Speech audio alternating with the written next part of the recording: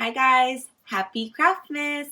So today's video is not going to have an actual craft, but more I'm going to show you what you need to get started with your Cricut.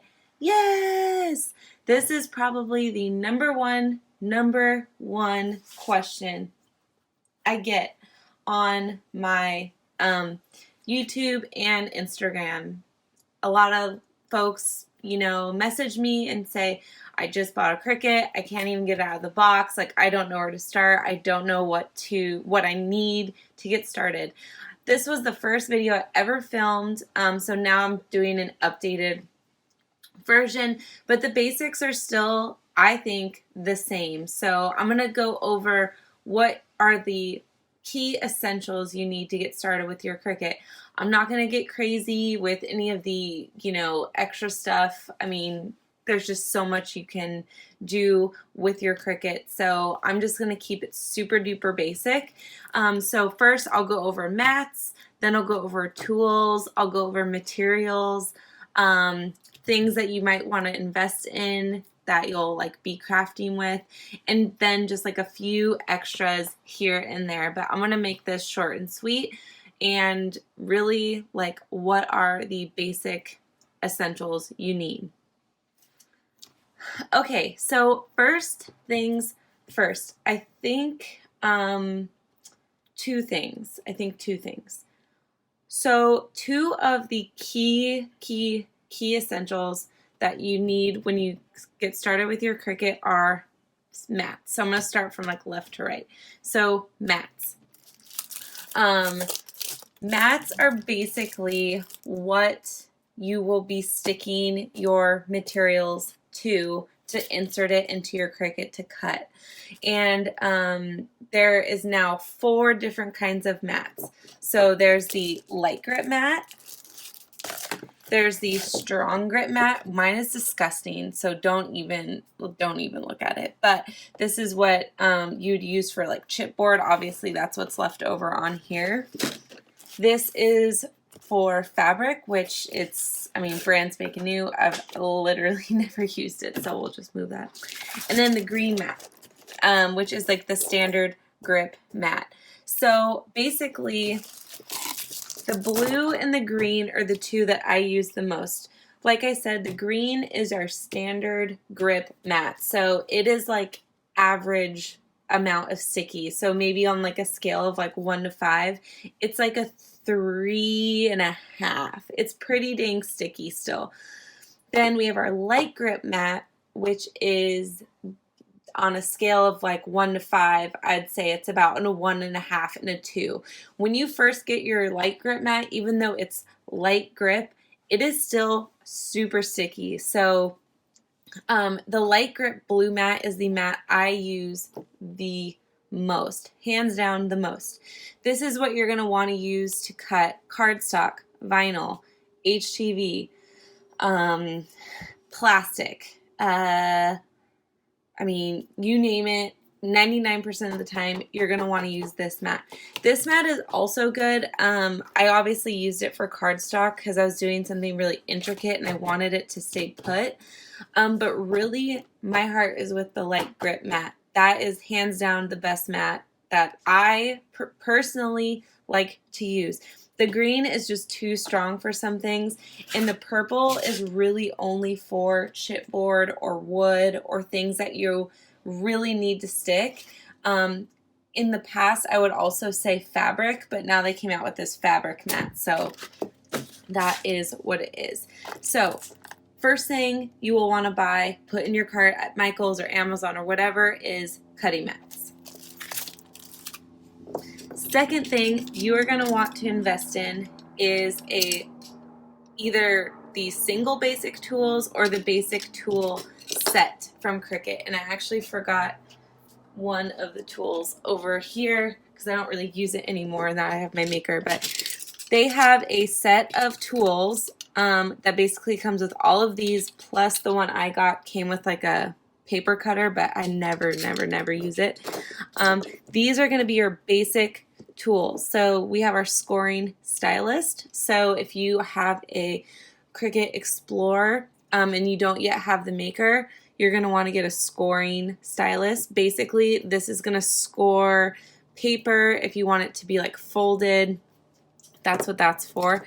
A pair of scissors, because I mean, you will 100% need scissors. So these are good for really small, intricate cuts, but I would also invest in a pair of good big scissors too.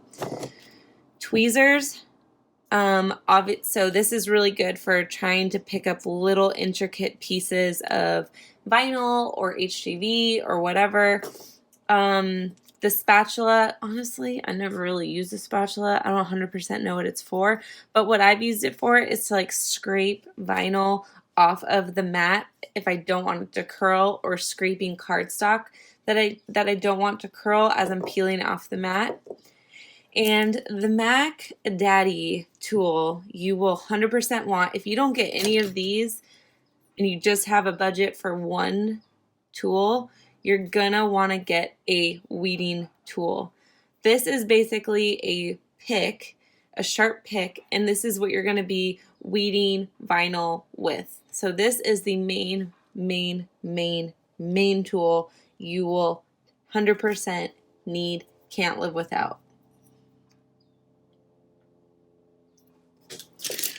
All right, so now let's get into our materials. So I've only selected a small sample, but as you can see, there's no short of vinyl in this household. So, but I wanted to keep it super simple.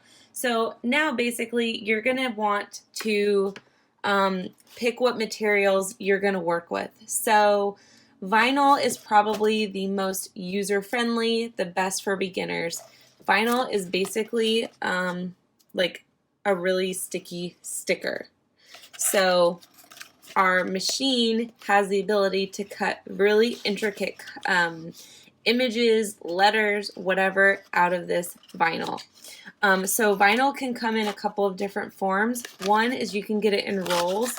So this is from, I think I got this from 651 Vinyl, and they have hundreds and hundreds of colors. You can get them by the roll, by the foot, whatever. I also recommend Auntie Tay. She also sells vinyls by the I think by the roll or by the sheet. And what's really cool about her is that she has vinyl packs. So she's taken the time to put together different colors and patterns of vinyl that go well together. So for example, these two colors, and actually this color here, came in the Best Day Ever vinyl pack. So these all different sheets came together, so obviously these colors go well together, but some of her colors that she puts together aren't so obvious, so I really like that too. Amazon is a great place for vinyl. You know, there's just, I mean, hundreds of places that you can get them, but those are probably the main sources that I use. So another material, oh, actually before I jump to that, you can also find sheets of vinyl at Michael's or at any of those vendors I just told you about. So just depends if you want to buy them by the roll, which you can get more for less, or if you just need, you know, one sheet of white, you can just buy a sheet and not need the whole roll. So next is HTV or heat transfer vinyl. So this is basically just iron-on. It's like a fancy word for iron-on, heat transfer vinyl. So this is anything that you want to use for shirts, for clothing, for bags, for whatever. Also, you can use it on wood. You can use it on a bunch of different things, not just clothes. So I have a bunch of videos where I show you how to use it on shirts, sweatshirts, wood, whatever. So heat transfer vinyl is also another material you might want to invest in. There's other kinds of heat transfer vinyl. So this is just like a plain iron-on. This, on the other hand, is like a fun metallic one that I got from Auntie Tay. So there's just like endless possibilities with HTV, also with vinyl. Just depends what you're in the mood for. So next, I'll talk about transfer tape. Transfer tape actually should be like, want to go over here with like essentials. If you plan on using vinyl at all, you need transfer tape, period. End of story. Don't even argue with me. You need some kind of transfer tape. If it's not this, Cricut has transfer tape, which I've heard is a little too strong, but Cricut has transfer tape. There's Oracle transfer tape. There's like tons. But basically, the transfer tape, once you have your vinyl image cut out, weeded, ready to go, you stick on a piece of vinyl, or I'm sorry, a piece of transfer tape, peel off the vinyl from the carrier sheet, and then you're able to stick it to whatever surface you are adhering it to. You can't just peel off the vinyl with your hands and stick it onto a glass. It's gonna stretch, it'll like basically ruin the integrity of the vinyl, and it'll just take you for freaking ever. So you 100% need transfer tape. The one that I've been loving and using and I get the most questions on is this bad boy here. It is Expressions vinyl transfer tape.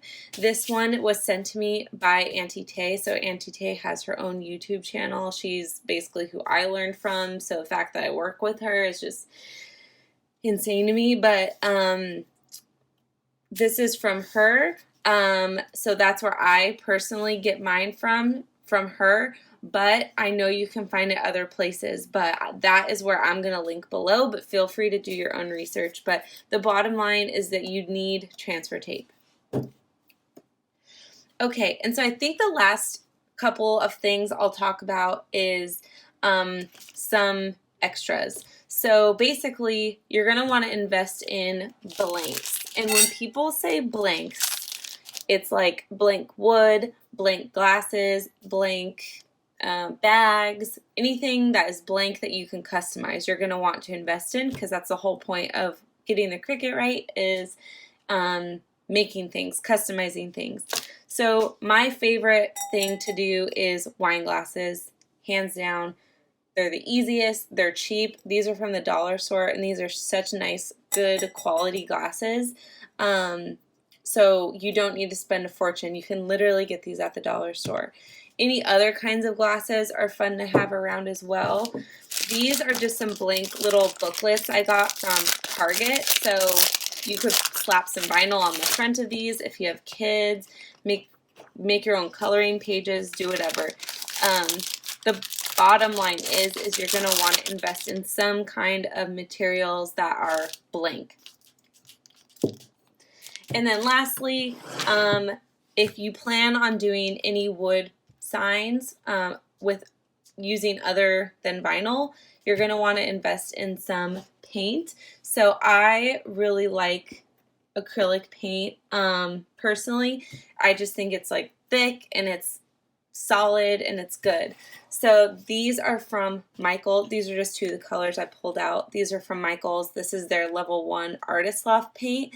I do probably 75% of my signs with this paint. I love this paint.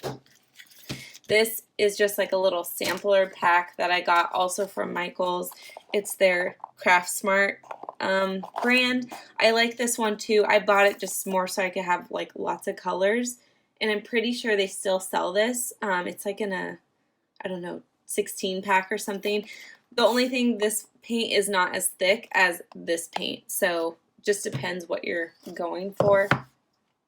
There's also chalk paint. So these are a couple of the ones that I use pretty frequently. This one's like barely there. These were also sent to me by Auntie Tay. So this is some chalk paint by the Creative Sister. So this is also really good. Just depends what look you're going for. All right, guys, so that is it. So honestly, if I had to boil it down to what the essentials you need to start doing things with your Cricut, I really think this is basically like the beginner starter pack. And then as you get more creative and you get more adventurous, then you can start to add things to your collection. But this is pretty much the gist. So I hope this was helpful. If it was, give me a thumbs up. Don't forget to subscribe. And as always, happy crafting and happy Craftmas.